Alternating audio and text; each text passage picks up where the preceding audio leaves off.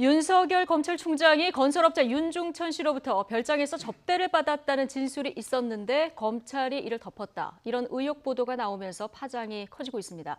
대검찰청은 완전한 허위 사실이라고 반박했고 윤 총장은 해당 보도를 한 언론사 기자를 고소했습니다. 정치권 역시 크게 술렁이고 있는데요. 자세한 이야기 김광덕 서울경제신문 논설위원, 유용화 한국외대 초빙교수 두 분 모시고 나눠보겠습니다. 어서 오십시오. 네, 안녕하십니까. 안녕하세요. 먼저 논란이 된 한겨레 21 보도 핵심 내용부터 좀 짚어볼까요? 보도를 직접 한 기자 인터뷰 잠깐 듣고 오시겠습니다. 사실은 관심은 그러면 윤석열 총장이 정말 별장에서 접대를 받았느냐라는 질문이 더 앞서거든요. 그런 진술이 있었고 그 진술 자체에 대한 조사, 그러니까 그 진실 유무에 대한 조사 자체가 없었다라는 것이 더 방점이 찍혀 있었다라는 걸 좀 말씀드리고 싶습니다. 당시에 윤중천 씨의 진술이 아니고요. 윤중천 씨의 압수수색, 윤중천 씨를 압수수색하는 과정에서 확보된 자료에서 이유가 2013년에 있었으니까 벌써 6년이나 묵었던 거죠. 이것을 재검토하는 과정에서, 그러니까 수사 자료를 재검토하는 과정에서 윤석열이라는 이름을 확인을 했고요. 당시에 수사 기록에 포함된 윤 씨의 전화번호부, 압수된 명함, 다이어리 등을 재검토하면서 윤석열이라는 이름을 확인했다, 이 말씀을 드리겠습니다. 예, 그러니까 자료를 재검토하는 과정에서 윤석열이라는 이름을 확인했고, 검찰이 이걸 알았는데 덮었다. 그래서 우리 기사의 방점은 어떤 그 접대 진위 여부보다는 검찰의 이를 알고도 묵인했다. 여기에 초점이 맞춰 있다. 이런 얘기를 지금 하고 있는 거예요. 그렇습니다. 한겨레 21 지금 기자 얘기에 따르면은 성접대를 받았다 이런 것이 아니라 성접대는 아니라고 했습니다. 그러니까 접대냐 아니냐 이건데. 네, 그런데 결국은 왜 검찰이 윤석열이라는 이름이 나왔는데 제대로 수사하지 않고 덮었냐. 이것이 이제 한겨레 21의 기자의 가장 요체입니다. 물론 이제 대검과 윤석열 총장은 강하게 부인하고 있고요. 그런 사실도 없었고 덮지도 않았다.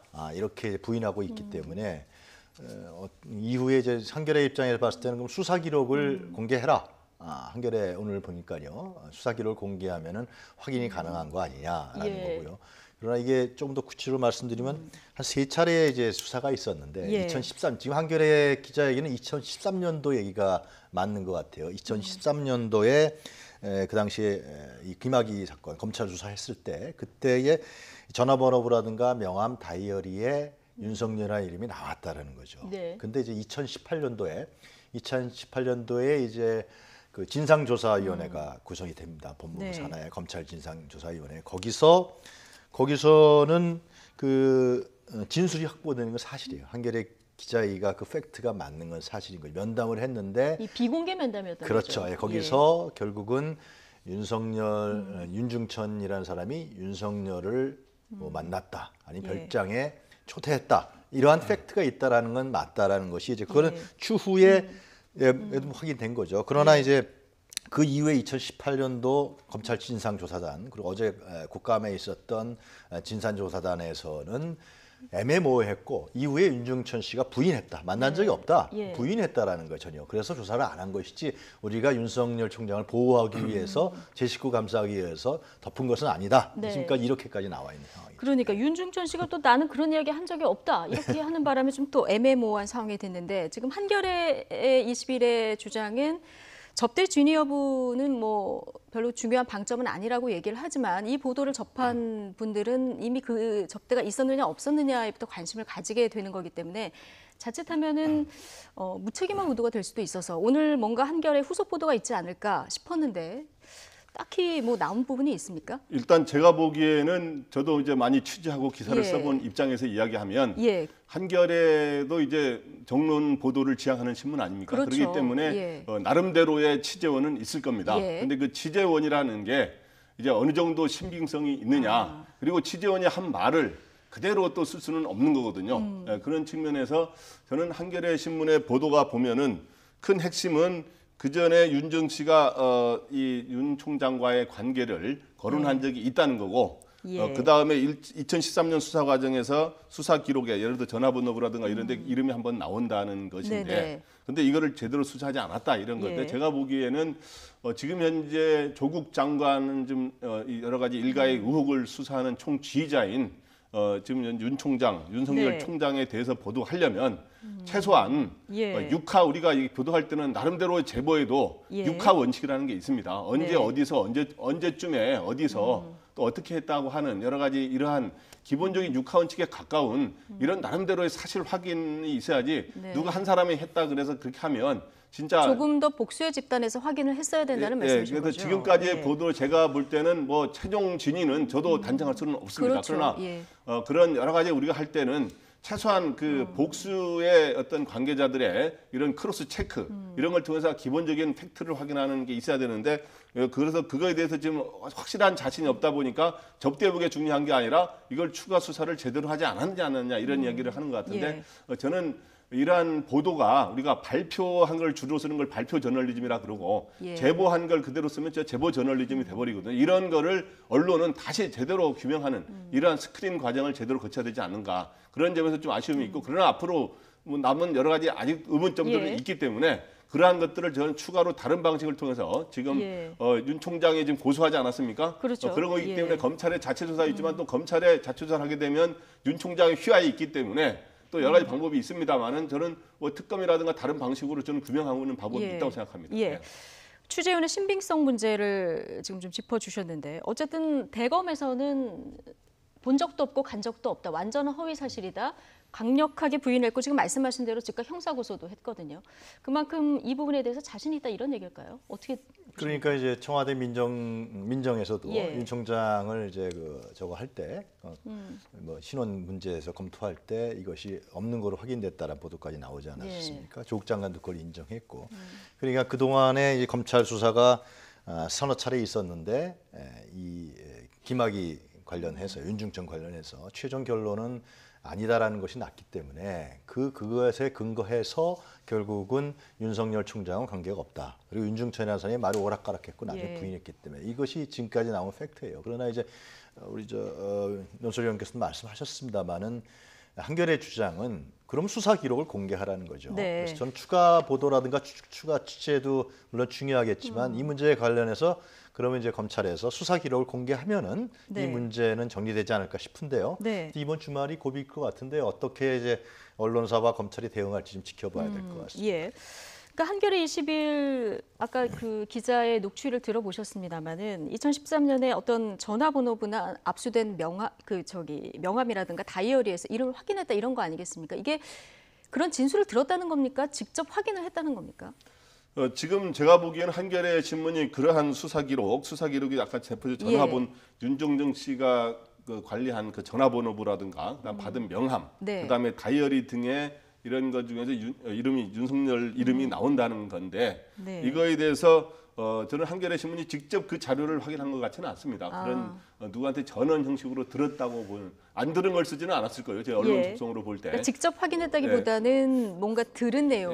그런데 이거를 그것도 이제 추가로 확인해 봐야겠습니다만 근데 검찰에서는 이거 자체가 사실이 아니다라고 반박을 하고 있어요. 그러니까 그때 2013년에 그 1차 수사 기록에 이름이 나온 적이 없다라고 지금 검찰에서 이야기하고 2013년 자체 조사에서도 나온 적이 없다라고 지금 현재 어저께 검찰에 반박한 내용이기 때문에 단지 검찰이 인정하는 바는 뭐냐 하면 최근에 그 과거사 진상조사단에서 면담 과정에서 윤석열 총장과의 한겨레 신문은 친분이 있고 별장서 접대했다 뭐 이런 진술을 했다는 거로 돼 있는데 여기서 이름만 언급이 됐다 면담 보고서에서 그거 하나를 살짝 인정하는 겁니다. 그런데 그래서 윤 총장을 윤중천 씨를 불러가지고 물어보니 그런 얘기를 한 적 없다라고 이제 한 것이 이제 검찰의 해명입니다. 그래서 제가 보기에 과거의 그 기록에서 그랬다고 하는 거는 지금 한겨레 신문은 보도됐지만 또 검찰은 아니라기 때문에 그 수사 기록을 다시 확인하는 거를 거쳐야 진위가 나오는 것이고 그래서 현재로서는 뭔가 단정하기 어려운 상황인 것 같습니다.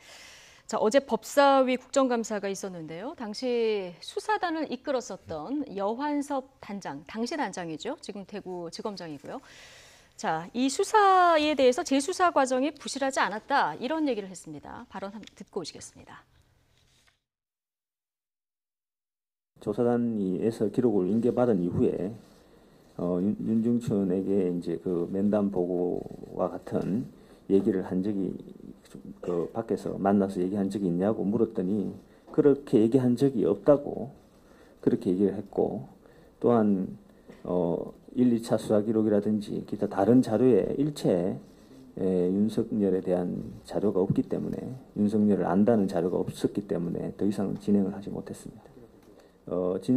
과거사위원회에서 윤석열 부분에 대해서 무슨 수사 권고를 한다든지 의뢰를 한다든지 일체 그런 게 없었기 때문에 그 부분에 대해서 저희들이 더 물어볼 필요도 없었습니다. 예.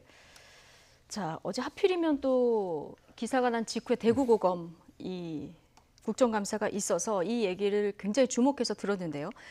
비공개 면담 보고서에 있어서 당시에 이제 조사하면서 윤중천 씨한테 물어봤는데 나는 그렇게 얘기한 적이 없다고 하고 또 어떤 기록에도 공식적으로 없다는 거예요. 예, 지금 얘기를 들어보면 그런데요. 제가 보기에는 한겨레 신문이 어제 아침자의 보도에 이제 의혹을 제기한 거 아닙니까? 그런데 이제 어저께 마침 대구에 이제 그 국정감사가 대구지검을 상대로 열렸기 때문에 대구지검장이죠. 지금 그 당시 수사단장이 근데 이제 지검장인데 저는 어저께 마침 보도한 게 이런 국정감사의 시점에 맞춰서 혹시 보도했을 가능성도 있다. 그러면 여한섭 지검장으로부터 바로 답변을 들을 수 있기 때문에 새로 말을 맞추기 전에 답변을 들을 수 있다고 하는 이런 생각을 했을 수도 있습니다. 언론 속성상 제가 보기에. 그런데 이제 어떻든 뭐 그런 시점이 중요한 건 아닌데. 근데 이제 여한섭 대구 지검장의 얘기는 뭐냐 하면 아까 말했지만은 2013년 수사 단계 수사 기록에는 이름이 나오지 않는다는 거고.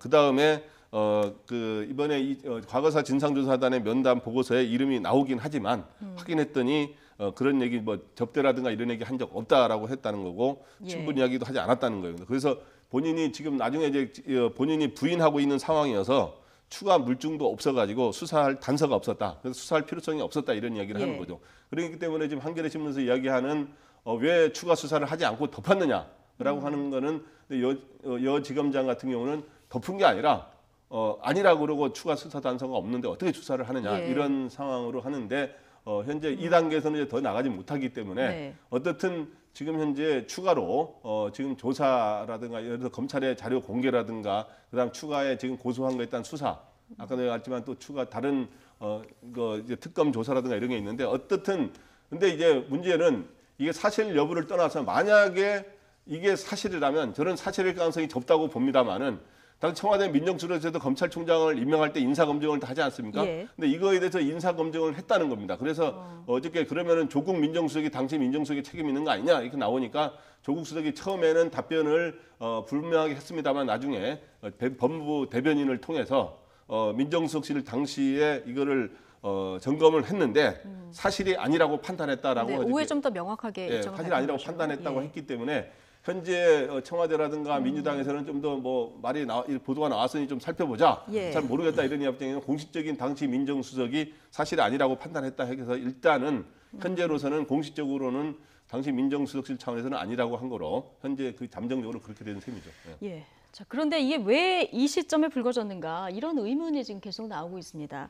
당시에 조사단에 있었던 박준영 변호사, 요즘 화성 사건 때문에 또 재심 전문 변호사로 주목을 받는 분이기도 한데 자, 이런 이야기를 합니다. 이 보도를 하도록 언론사에 흘린 사람 그리고 보도에 동조해서 취재한 사람들은 정치적으로 이해관계가 있다. 자, 그러니까 뭔가 정치적 의도가 의심되는 이런 얘기인데요. 그건 좀 더 짚어봐야 될 문제고요. 이제 한겨레 신문에서 보도한 게 아니라 정확하게 한겨레 20일 주간지에서 보도한 겁니다. 그렇죠. 그러니까 대구지검이 국감을 많은 날짜를 주간지가 맞추긴 제가 보기에는 어려운 것 같고요. 주간지가 보도한 것을 이제 모진 한겨레에서 신문에서 그것을 다시 인용 보도한 측면이 있다는 걸 바로잡을 필요가 있고요. 청와대 민정수석실도 결국은 지금 대검에서 다 얘기 나온 것처럼 검찰 수사단의 입증 자료라든가 판단을 근거로 해서 당시에 윤석열 총장이 문제가 없다라고 인사검증을 했다라는 판단을 내린 거라고 우리가 추정할 수 있는 것이고요. 그리고 한겨레 보도에서 뭐 여러 가지 문제 제기가 있지만 분명한 사실은 있는 것이죠. 그러니까 면담 보고서에 윤중천이가 윤석열을 친분이 있었다는 진술을 확보한 거고 그리고 윤석열 별장한 게 맞다라는 그 팩트는 있었던 거죠. 그러나 나중에 가서 윤중천이라는 사람이 이걸 부인하고 또 오락가락하고 또 검찰에 수사하니까 아닌 거로 판명났기 때문에 수사를 안 했다라는 것인데요. 이거 좀 다양하게 취재를 했으면 좀. 근데 한겨레에서는 예를 들면 3명에 대해서 취재를 했다고 이제 그 기자가 밝히고 있기 때문에 그 부분은 이제 언론사에서 한겨레에서 어떻게 추가 보도를 하느냐, 추가 취재를 하느냐 이거에 달려 있다는 생각이 들고 또 수사기록 공개하느냐 문제가 있는 것 같고요. 지금 이제 그 박 변호사가 얘기한 문제는 제가 이런 정황을 쭉 말씀드린 거는 당시에 이제 그 진상조사위원회에서 20-30명의 혐의자가 있었다는 거 아닙니까? 거의 한상대 전 검찰총장이라는 한 3명은 정황과 증거가 있으니까 수사를 해라라고 이제 얘기를 했다는 것이죠. 나머지는 이제 조사를 안 한 것이죠. 이런 측면이 있는 거고요. 그 다음에 이제 지금의 이 시점에 왔냐라는 것은 그것은 이것이 확실하지 않으면 어떻게 보면은 실제로 여권 입장이라든가 여권을 도와준다고 한겨레가 판단했을 경우입니다. 그 보도 기사 자체 결과가 그래서 그럴 경우는 여권에게 역풍이 가기 때문에 실제로 특히 검찰총장은 2년 임기가 보장돼 있습니다. 그렇기 때문에 그런 부분들은 좀 정치적인 어떤 그 상식에 입각했을 때는 정당한 해석은 아닌 것 같아요. 뭐 조사단 내에서도 다양한 의견이 있을 수 있고요. 뭐 개인의 주장인 점도 있는데. 지금 시점 관련해서 더욱이 지금 버닝썬에서 경찰총장이라고 불렸던 윤 총장이 구속되지 않았습니까? 이 시점과 맞물려서 지금 더 논란인 것 같은데 이건 왜 그렇습니까?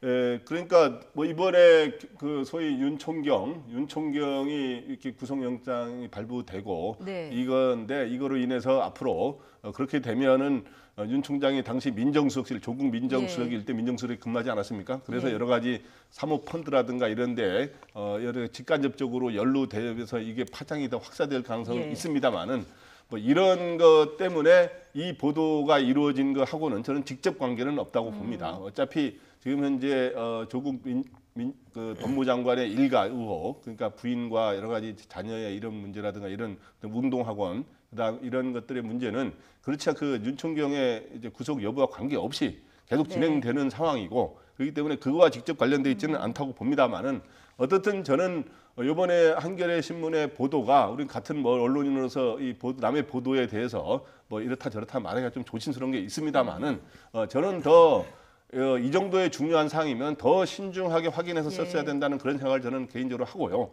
또 하나는 저는 그 의혹이 있느냐 없느냐를 단정할 수는 없습니다만은 지금까지 어저께 민정수석실의 그 당시 판단이라든가 그다음 여러 가지로 볼 때 또 하나는 당시 과거 1차 조사가 이루어졌던 2014년이 언제입니까? 그게 박근혜 정권이거든요. 박근혜 정권 때 윤석열 현재 검찰총장은 댓글 수사로 인해서 박근혜 정권에 뭔가 맞서서 수사한 그런 상황인데 만약에 다른 의도가 있었다면 그때 철저하게 규명하지 않았겠습니까? 그런 여러 가지 그런 측면들이 의혹이 있었다면 그때 이미 문제가 됐을 거라고 보기 때문에 저는 뭐 윤중천 씨를 이름을 서로 아는 사이였는지 모르는 사이냐는 하는 거는 그건 저는 뭐 알 수도 있고 모를 수도 있다고 보는데요. 구체적으로 가서 절장에 가서 접대를 받았다든가 이런 것들은 구체적인 물증이 나오면은 뭐 모르겠습니다만은. 근데 두 분 말씀하신 대로 수사 기록을 공개하면 가장 깔끔할 것 같은데요. 이건 좀 법적으로 문제가 있습니까? 수사 기록하면은 또 이때 이 수사 기록했다 그래도 이름 나왔다는 게 뭐냐면 이름이 나왔다는 그 사실이 그렇더라도 이름이 나왔다는 건데 그것도 안 나왔다는 게 검찰 이야기인데 그거에 따라서 의혹이 뭐 그렇게 규명되는 건 아니죠. 그리고 한 언론에서 보도했다 그래서 수사 기록을 공개하고 하는 거는 저는 그 원래 그 구체적인 원칙에 맞지 않다고 보고 그러나 이제 그거를 뭐 균형 또 공개하는 방법도 있을 수가 있겠죠. 15일 법무부 국감이니까 그때 수사기록 공개할 수도 있어요. 굉장히 더 주목되는 법무부 국감이 됐습니다. 다음 주에 예정이 돼 있는데요. 자, 이 문제 때문에 정치권도 어제 하루 굉장히 술렁이었습니다. 여야 반응 함께 보고 오시겠습니다. 기사를 불신한다는 건 아니지만 기사만 보고 제가 지금 대답할 수 있는 상황은 아니잖아요. 그럼 오늘 중에 좀 사실관계 파악해 볼 생각은 있으십니까? 글쎄 뭐 그걸 파악 안 해볼 수는 없지 않겠어요? 더 이상 물타기 하지 말고 이제는 뭐 이런 문제에 대해서는 특검으로 가는 것이 맞다라는 입장이고요. 이 정권의 비열함에 대해서 정말 분개하지 않을 수 없습니다. 하고 어울려 다니는 사람들이 많은데. 네, 야당은 물타기 보도다 이런 주장이고요. 바른미래당에서는 최동 청장까지 소환한 이런 상황이었는데 여당에서는 굉장히 신중한 반응이에요. 지금 보도하고 딱 선을 긋는 이런 모습인데요. 그렇습니다. 윤석열 총장이 지금 뭐 예를 들면 여권에서 뭐 인사권에 도전했다, 과대 수사다, 검찰 개혁에 대한 저항한다, 기득권이다 이러한 얘기가 있습니다만은 그러나 검찰총장은 분명히 임기가 2년이 보장돼 있는 것이고요. 과거에 이제 나왔습니다만 최동욱 총장 건과 같이 그런 식으로 예를 들면 검찰총장에서 물러나게 할 경우에는 또 정권의 도덕성에 상당히 신뢰성에 문제가 있기 때문에 상당히 여권에서는 신중할 수밖에 없다고 저는 판단이 들고요. 네. 그리고 이제 물론 언론 보도입니다만 언론 보도에 나온 부분을 갖고서 예를 들면 검찰총장에 대한 진퇴 여부를 결정할 수는 없는 것이죠.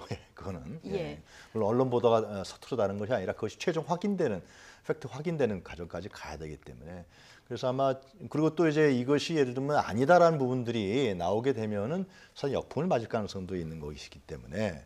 아무래도 여권에서는 신중할 수밖에 없는 것이고 저는 이제 윤석열 총장의 진퇴 여부는 지금 이런 시점에서 논할 단계는 아니라고 봅니다. 일단 조국 장관에 대한 수사가 마무리되고 정경심 교수에 대한 수사가 마무리된 다음에 그 수사 결과를 보고서 이제 판단해야 되고 정치적 책임에 대한 문제로 가는 것이지 이런 식으로 하는 거는 조국 장관 말씀하시는 겁니까? 네, 그러니까 그 수사가 일단 검찰의 수사가 마무리된 다음에 판단할 문제지 지금 이런 상태에서 판단할 문제는 전혀 아니라고 봅니다. 자, 정치구단 박지원 의원도 이 문제 가세를 했는데 내가 가진 자료에는 윤석열 이름이 없고 동영상에도 없다 이런 얘기를 어제 하면서 어떤 얘기를 했냐면 조국 장관과 윤석열 검찰총장은 운명 공동체다 검찰 개혁을 위한. 자, 그런데 이런 상황에서 운명 공동체로 검찰 개혁을 같이 이끌어 나갈 수 있는가 어떻게 보십니까? 네, 박지원 의원 입장에서는 이 문제에 대해서는 이제 본인의 입장이 뭐 최종적으로 맞는 입장은 아니겠습니다만은 이 자기 정치 경험으로 볼 때 이 윤석열 총장이 윤정천 씨로부터의 접대라든가 이런 건 아닌 것 쪽으로 생각을 하는 모양이에요. 그리고 자기가 갖고 있는 동영상이라든가 여러 자료에는 윤석열 이름이 나오지 않다 이렇게 이야기를 하는 것이고, 근데 이제 서로 이제 조국 장관과 윤석열 총장이 지금은 굉장히 싸우는 형국 각을 형성하고 있는 걸로 돼 있지 않습니까? 그런데 뭐 실제로 뭐 그것 때문에 검찰총장이 조사하는 건 아니라고 봅니다만은 어쨌든 그렇게 비춰지고 있는데 운명 공동체라는 건 뭐냐 하면 서로 일종의 검찰 개혁이라고 하는 걸 같이 추진해야 될 사람이라고 하는 이런 측면도 있지만 서로의 또 서로 맞서는 상황이지만 이런 측면도 있다는 것도 봅니다. 그러니까 뭐냐 하면 지금 현재 여권 일각에서는 이런 얘기가 나오는데 나중에 검찰 계속 지금 조국 장관은 굉장히 오래 이렇게 장관으로 가게 하기에는 좀 부담이 사실 여건이 있어요. 그렇기 때문에 조속히 소위 검찰 개혁 관련 법안들을 처리한 뒤에 자연스럽게 그걸 명분으로 이제 할 도리를 짧은 시간만 했으니까 물러나게 하는 방법이 거론될 때 지금 여권 일각에서 거론되는 것은 조국 장관과 함께 윤석열 총장도 함께 진퇴를 같이 하게 하는 것도 방법 아니냐라는 게 일각에서 나오는데 저는 굉장히 바람직하지 않은 방안이라고 봅니다만은 저희 운명 공동체라는 말 속에는 그런 의미까지 저는 약간 담은, 왜냐하면 청와대 옛날 김대중 정부 때 비서실장까지 한 사람 아닙니까? 여러 가지 그런까지 담은 굉장히 고난도의 발언이다 이렇게 생각합니다.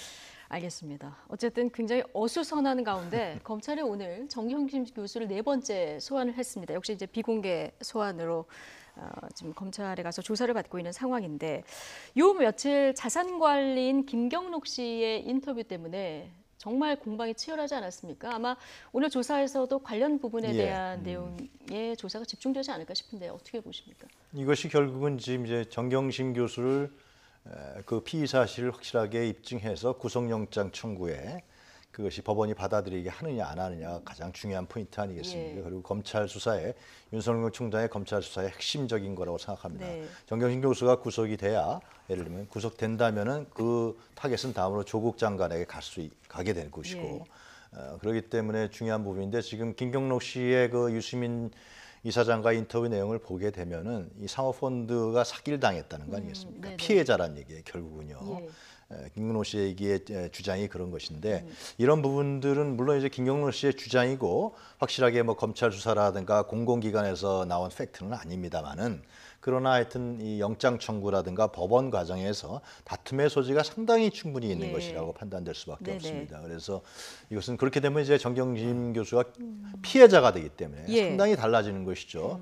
그래서 이 문제는 이제 검찰 수사에 지금까지 했던 부분을 완전히 180도 부정하는 결과가 나타나기 때문에 저는 검찰이 영장 청구할 때 상당히 신중할 수밖에 없는 그리고 법원 과정에서 법안의 판단이 진중할 수밖에 없는 그러한 진술 내용이 아니냐 그런 판단이 듭니다. 예. 김경록 씨 얘기처럼 조국 장관 부부가 오촌 그 조카에게 사기를 당한 것인지 아니면 조국 부부가 관여를 했는지 조국 장관 부부가 관여를 했는지 이 부분에 대해서 이제 검찰 수사가 초점이 맞춰질 텐데 지금 사라진 노트북 한 대가 있지 않습니까? 이 행방이 좀 묘연한 상황이에요. 예, 노트북이 사라졌는데 네. 이 이거를 이제 진술하는 과정에서도 최근에 지금 언론 보도에 따르면 여러 가지 의혹이 있죠. 그러니까 이제 김경록 그 증권회사 직원인 김경록 씨가 어느 여의도에 있는 한 호텔에서 만나서 이제 가방을 이제 컴퓨터를 노트북을 담아서 전해줬다는데 이런 진술이 있고. 예, 진술이 있는데 여기 정경심 교수 같은 경우 처음에는 만나지도 않았다 그랬는데 이거를 다시 만나는 그 일종의 CCTV를 보여주니까 만나긴 했다고만 했는데 컴퓨터를 전달받은 적 없다고 했는데 다시 그 가방을 전해주는 것까지도 보여주니까 가방은 전달받았는데 그 컴퓨터가 있던 건 아니다라고 지금 이런 상황으로. 가방 안에 컴퓨터가 있었던 건 아니다. 그런 게 지금 언론 보도에 나와 있는데 좀 더 그거는 이제 규명이 사실 여부를 좀 더 규명이 돼야겠습니다만은 저는 지금 정경심 교수의 가장 여러 가지 핵심 혐의 중에 현재 표창장 위조 의혹은 이미 기소가 된 상황이고요. 그다음에 사모펀드에서 여러 가지 투자에 직접 관여를 하고 운영에 관여했느냐 이제 이런 게 이제 핵심적인 의혹인데 이거를 하려면 지금 노트북을 사실은 압수수색을 해야 되거든요.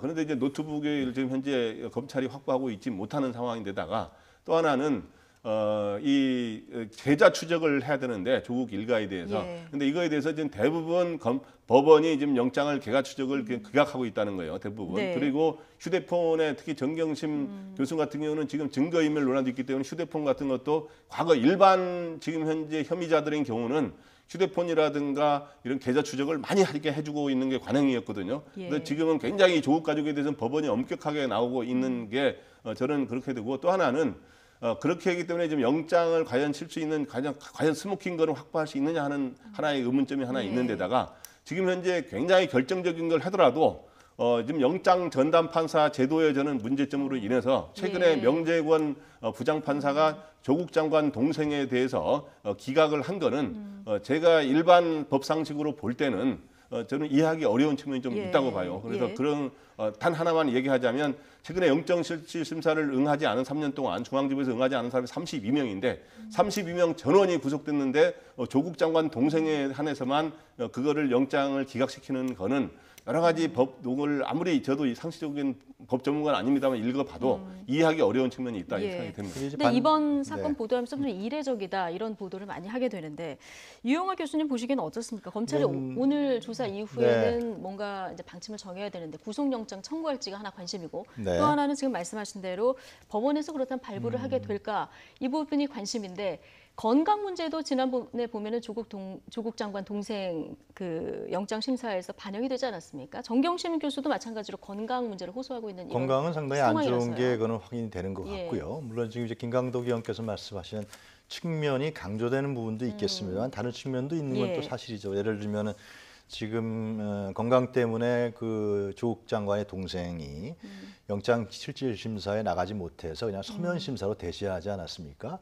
그 서면 심사라는 결국은 피의자의 항변이 거의 적극적으로 대변되지 않는 상황이기 때문에 그러긴데도 불구하고 보수적인 법원이 영장을 기각했다는 사실은 상당히 검찰에서 제공하거나 주장하고 있는 정황이라든가 증거, 증언 이런 부분들이 상당히 다툼의 소지가 크고 문제가 있을 수 있다. 주 범죄에 대한 다툼의 소지가 있다. 특히 운동화원 같은 경우는 실제로 여러 가지 그때 인사청문회에서도 나왔지만은 이 조국 장관의 부친이라든가 동생이 사실상의 피해자다 이런 얘기까지 나오기 때문에 그래서 그 법원에서 영장을 기각한 것이다. 이렇게 보는 것이 제가 보기엔 더 타당한 측면이 있지 않느냐. 그런 확률적으로 산수적으로 계산한다기보다도 그런 생각이 들고요. 그리고 지금까지 2달여 이상 동안 사실상 검찰이 굉장히 자유롭게 수사한 건 맞지 않습니까? 법원에서 수색영장이라는 것도 사실상 개인의 권리와 정보가 침해되는 것인데 그 모든 걸 다 수색영장이 지금 몇 건 발행했는지 모르겠습니다만 한 70여 건 정도 된다고 이제 나오는데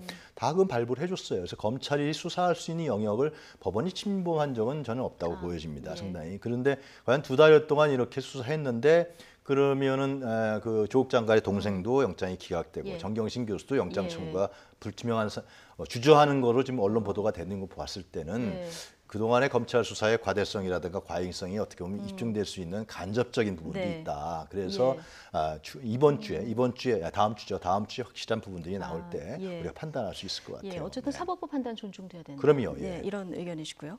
근데 검찰의 수사 관행 부분에 대해서 개선돼야 된다는 이런 지적이 많았는데 역설적으로 지금 피의자들 인권이 이 수사를 하면서 많이 좋아지고 있는 상황이에요. 정경심 교수도 오늘 이제 심야 조사 안 한다고 하니까 9시까지만 조사는 9시까지만 할 수 있는 거죠.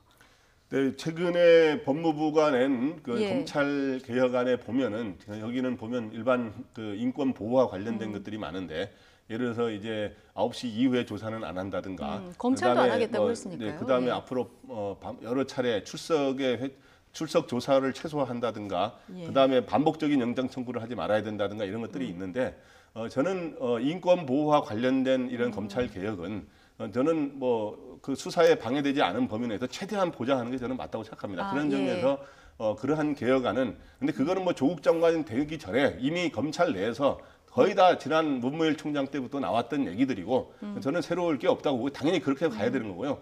오히려 지금 검찰 개혁의 핵심은 정치적인 중립성과 독립성 확보가 첫 번째고 바로 그것 속에서 인권 보호는 같이 따라오는 이거로 가야 되는데 현재 거론되는 검찰 개혁은 그거하고 다른 거꾸로 가는 개혁이라고 하는 생각이 전문가들 사이에서 많이 나오고 있어요. 왜 그러냐면은 현재 조국 장관이 정치적 중립 그거를 검찰 개혁을 추진하겠다는 조국 장관이 정치적 중립인사라고 생각하는 사람이 거의 없는 거 아니겠습니까? 사실은 대통령이 최측근이었고 지금도 가장 정치적인 진영 대립의 한 정점에 있는 사람인데 과연 거기에서 중립성과 독립성이 있을 수 있겠냐 하는 게 또 하나 있고 거기에서 가장 검찰개혁의 주요 법안으로 거론되고 있는 공수처 설치는 외국에 보면은 싱가포르하고 대만 정도가 그런 유사한 걸 하고 있는데 그 내부에서도 굉장히 논란이 많은 오히려 저는 공수처가 이 검찰의 수사를 권력에 관한 수사를 무력화시킴으로 인해서 현 대통령이 임명하는 공수처장이 임명하고 그래서 현재 그 수사관 그렇기 때문에 공수처는 검찰 개혁의 진정한 방안이 아니다 이런 생각을 합니다. 그렇군요. 어쨌든 뭐 생각은 다를 수 있는데 검찰 개혁의 여러 가지 큰 틀이 안에 지금 국회로 넘어가 있는 상황이라서 국회에서 어떤 결론을 도출할지 이 부분도 굉장히 주목되고요. 지금 말씀하신 것처럼 검찰 개혁의 큰 틀에는 많은 분들이 공감을 하시지만 어떤 방향으로 돼야 되는지는 정말 의견이 다양한 것 같습니다. 어떤 방식으로 또 방안으로 의견이 모아질지 좀 주목해서 보도록 하죠. 김광덕 서울경제신문 논설위원, 유용화 한국외대 초빙 교수 두 분 모시고 이야기 나눠봤습니다. 고맙습니다.